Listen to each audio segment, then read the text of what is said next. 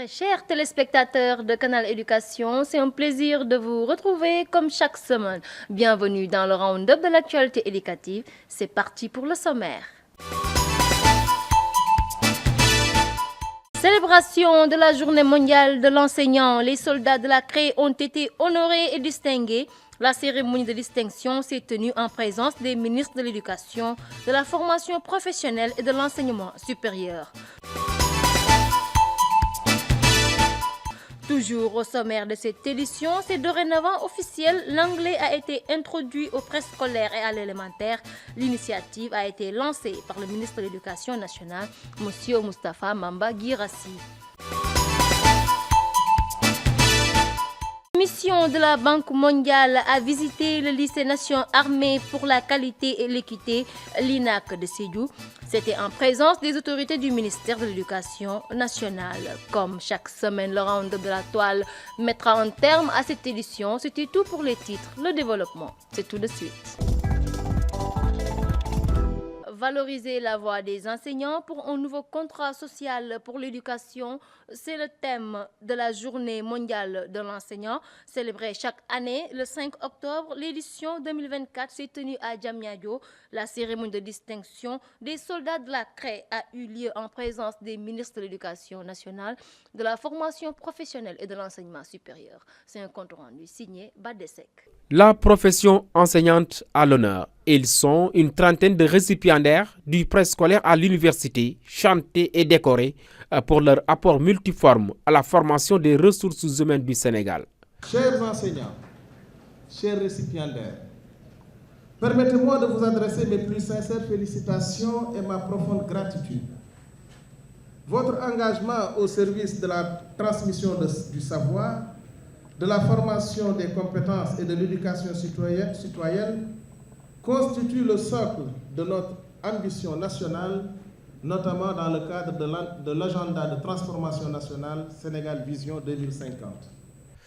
Valoriser la voix des enseignants vers un nouveau contrat social pour l'éducation, c'est le thème de la présente édition.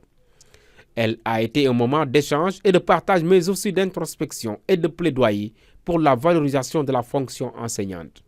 Il nous faut nous asseoir et essayer de réorienter pour que l'école en soi soit prise de manière globale dans ses difficultés pour que nous puissions continuer de faire de cette école-là une école qui forme des citoyens à même de contribuer au développement de leur pays. Le thème doit également nous amener, tous et toutes, à repenser notre système d'éducation et de formation, nos curricula, nos pratiques pédagogiques, nos rapports aux apprenants, pour l'adapter aux réalités du XXIe siècle en mettant le focus sur l'émergence d'une véritable société éducative où toutes les franges de la nation, comme naguère, contribuent à la socialisation des plus jeunes dans le respect de nos valeurs. Cette année, professeur Feu Moustapha Souran, ancien ministre, et Mme Sophie Toumbo Diagne, enseignante à la retraite, ont été donnés en exemple à la jeune génération. À la fin de la cérémonie de distinction, je vous propose de suivre la réaction de quelques récipiendaires, toujours au micro de Badesek. Aujourd'hui, j'ai un sentiment de conforté parce qu'après avoir fait presque 25 ans ou 22 ans au ministère de l'Éducation nationale, tantôt à la direction des ressources humaines et au secrétariat général. Je suis vraiment comblé aujourd'hui parce qu'on m'a décoré comme officier de l'ordre national. Aujourd'hui, je rends hommage à tous les enseignants, à tous ceux qui ont tenu ce système éducatif. Et comme les ministres qui sont passés l'ont dit, le socle du développement du monde, c'est passé par l'éducation. Donc, vraiment, aujourd'hui, je suis très satisfait. De l'éducation nationale. Donc, c'est une journée importante dans la mesure où elle nous permet de faire l'état des lieux de notre profession. Elle commémore la signature, la recommandation OIT UNESCO. Donc, c'est une journée vraiment importante. Donc, nous sommes vraiment satisfaits aujourd'hui Et nous remercions également les organisateurs pour cette belle cérémonie. Voilà, nous rendons grâce à Dieu d'avoir assisté à cette cérémonie solennelle qui est la journée de l'enseignant.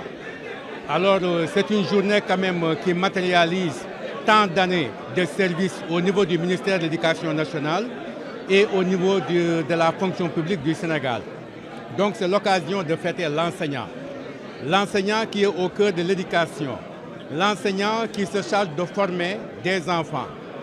L'enseignant qui se charge pratiquement de bâtir la société. Et on sait que toute société se doit de former un homme et le type d'homme à former doit être le reflet du type de société à bâtir. Car une société n'a de valeur que par rapport aux individus qui la composent.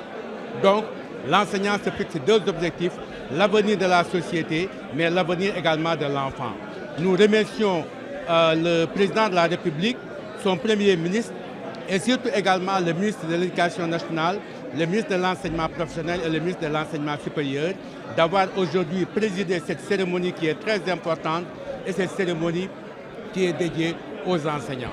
L'anglais sera désormais enseigné au préscolaire et à l'élémentaire. L'initiative de l'introduction de l'anglais dès le préscolaire et l'élémentaire a été officiellement lancée par le ministre de l'Éducation nationale, Moustapha Guirassy. Pape Kolingom pour le compte rendu. La mobilisation était grande en ce jour mémorable pour la communauté éducative et les partenaires de l'école. Un jour qui marque une ère nouvelle dans le système éducatif avec l'introduction de l'anglais au préscolaire et à l'élémentaire. Aujourd'hui donc, ce n'est pas une compétition, ce n'est pas une concurrence, on ne renonce à rien. Mais on revendique une souveraineté. Nous choisissons nos langues nationales, c'est clair, c'est net.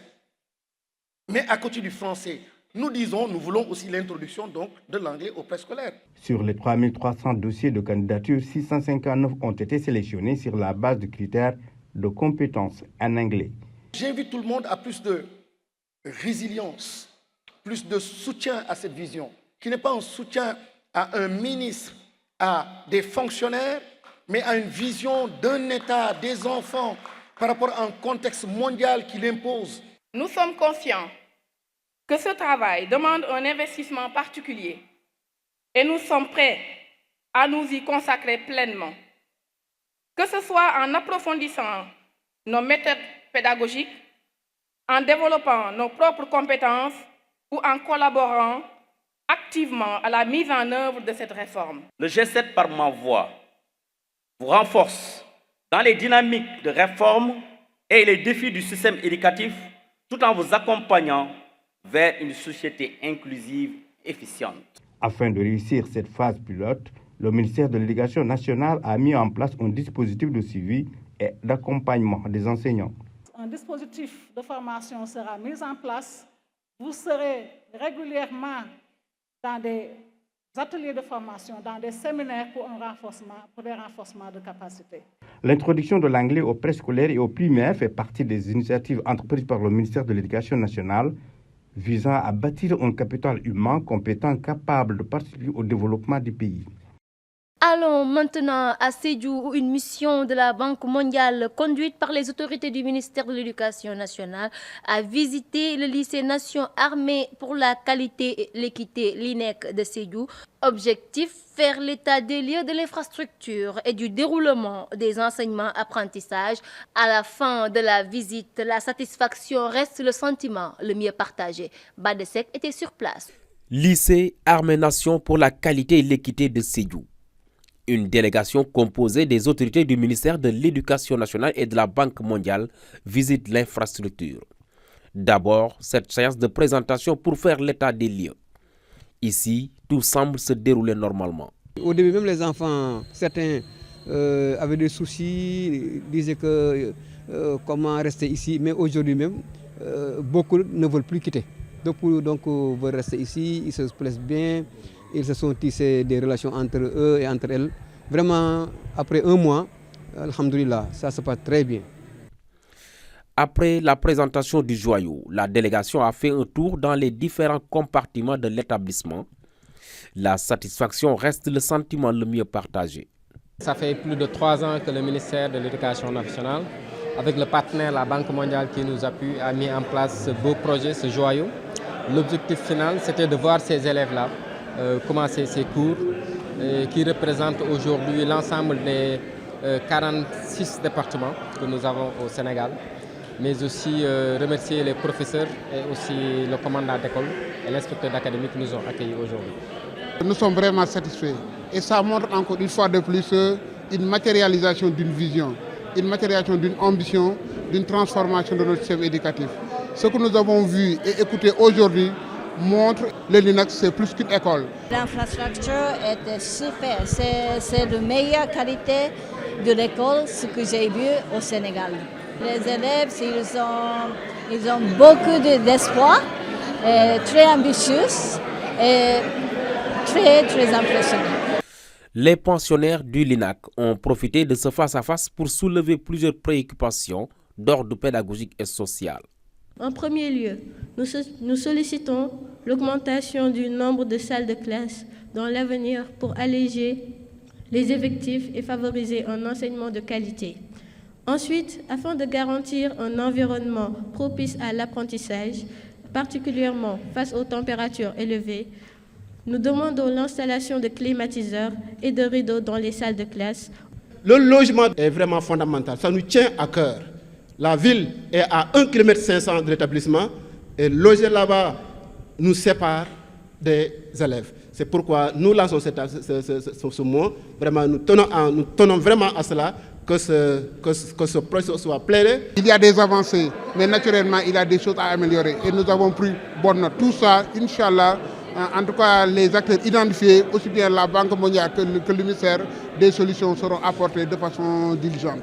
La Banque mondiale s'est engagée à continuer à accompagner le ministère de l'Éducation nationale d'ici à 3 ans à travers un contrat de performance pour davantage encadrer les élèves, pour davantage améliorer les apprentissages, mais aussi améliorer le cadre de vie. Le lycée Nation Armée pour la qualité et l'équité a pour mission de dispenser aux élèves un enseignement moyen général, une instruction de base en matière de discipline, de respect des règles et de la promotion du civisme.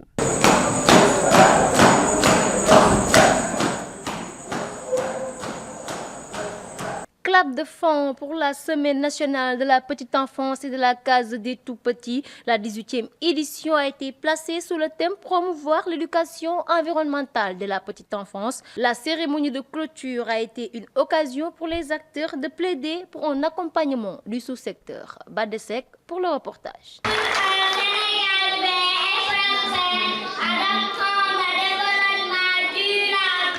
Quand c'est des tout-petits qui portent le plaidoyer, le président de la République, initiateur du concept Setel Sunumbreu, a de quoi être fier. Les enfants ont profité de la clôture de la Semaine nationale de la petite enfance et de la case des tout-petits pour porter le plaidoyer.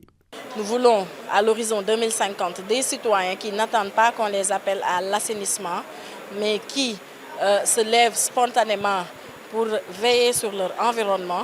La 18e édition de la Semaine nationale de la petite enfance et de la case des tout-petits a été parrainée par Maître Abdoulaye Wade, précurseur de la case des tout-petits au Sénégal. Monsieur le ministre, votre mentor a dit que la case des tout-petits fait partie de ces œuvres qui lui ont le plus marqué.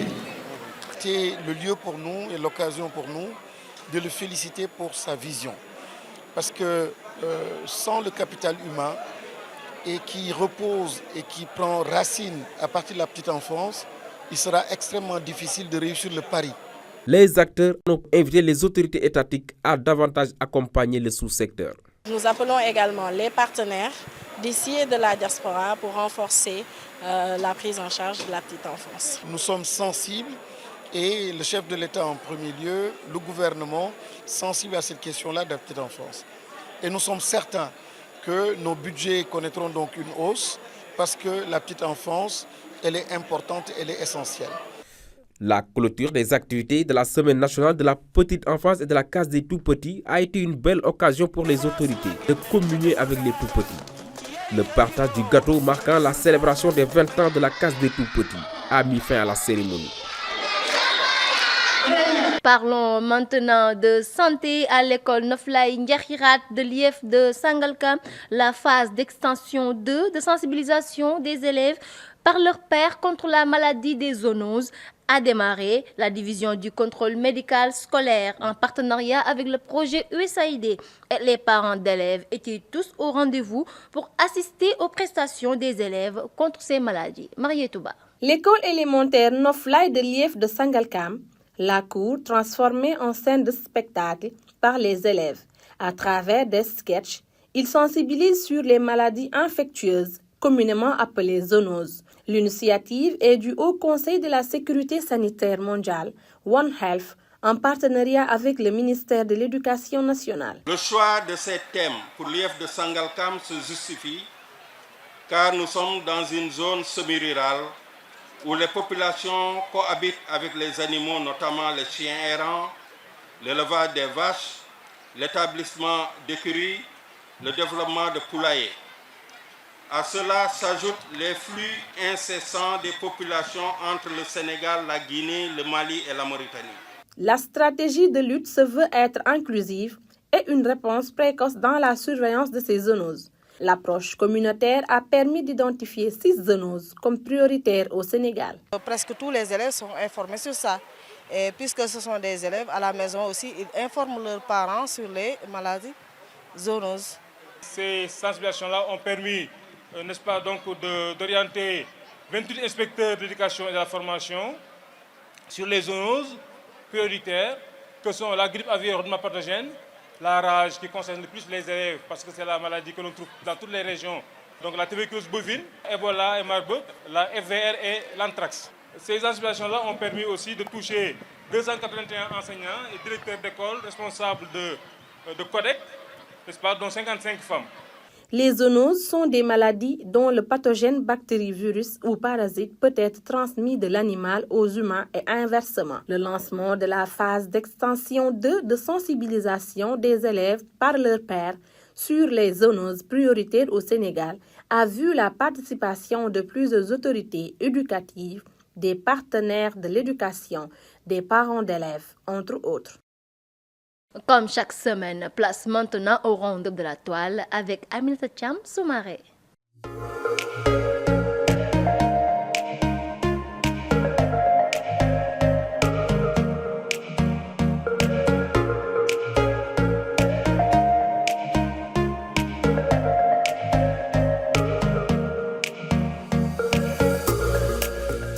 Bienvenue à ce nouveau numéro du round-up de la toile. Le Sénégal a célébré ce jeudi 19 décembre 2024 la journée mondiale de l'enseignant. La cérémonie a été présidée par le ministre de l'Éducation nationale, Moustapha Mamba Guirassy, à la sphère ministérielle Ousmane Tanor Dieng de Diamniadio, en présence du ministre de la Formation professionnelle, Moustapha Ndiack Sarré, et celui de l'enseignement supérieur, le Dr Abdourahmane Diouf. Placé sous le thème « Valoriser les voix des enseignants vers un nouveau contrat social pour l'éducation », la rencontre a permis aux différentes familles d'acteurs de l'éducation de rendre un vibrant hommage aux enseignants, soulignant leur rôle crucial dans la formation intellectuelle et morale des citoyens. Les différents ministres en charge de l'éducation, de la formation professionnelle et de l'enseignement supérieur sont revenus sur l'importance d'une collaboration entre les 3 ministères pour construire un Sénégal meilleur à l'horizon 2050. Le vendredi 13 décembre 2024, le ministre de l'Éducation nationale, Moustapha Mamba Guirassy, a reçu en audience les organisateurs de la dictée Paul Garand-Lajoie en présence de la directrice de l'enseignement élémentaire. Cette rencontre s'inscrit dans le cadre des préparatifs de la 35e édition de cet événement éducatif majeur. Le ministre a salué l'engagement des organisateurs et réaffirmé le soutien de son ministère pour la réussite de cette édition. La Journée internationale du volontariat célébrée à Bignona a été marquée par des activités culturelles riches et variées. Le ministre de l'Éducation nationale, Moustapha Mamba Guirassy, qui a présidé l'événement, a mis en lumière l'engagement des volontaires dans le système éducatif sénégalais. Un engagement qui remonte à 1995 en rappelant le thème de cette édition, rôle et responsabilité de l'engagement syndical dans la transformation qualitative. M. Guirassy a souligné la responsabilité historique des enseignants dans cette mission. Réunion préparatoire de la phase d'admission du CREM session 2024. L'inspecteur d'académie de Dakar, M. Cheikh Faye, a présidé la rencontre de préparation de la phase d'admission du concours de recrutement d'élèves maîtres, session 2024, le lundi 16 décembre 2024. Cette année, au total, 10 400 candidats, dont 2 800 candidats en arabe et en anglais, 200 pour les Dara et 7 400 pour le français. L'IEF de Mbacké et l'ONG PDEF ont récompensé les CGE des écoles de Ngabou, Touba Fall, Messira, Serigne Abdourahmane Mbacké et Kayel qui se sont illustrés dans la mobilisation communautaire pour la sensibilisation et l'adoption du MOEPS. Ils ont reçu des diplômes de reconnaissance et une enveloppe financière pour services rendus à la communauté en guise d'encouragement pour leur engagement. C'était tout pour aujourd'hui. Rendez-vous très prochainement pour un nouveau numéro. Voilà qui m'a fin à cette édition. Merci de votre fidélité. Merci de rester scotché au programme de Canal Éducation. Un grand merci à toute l'équipe technique qui nous a aidés à la réalisation. Quant à moi, je vous donne rendez-vous très prochainement.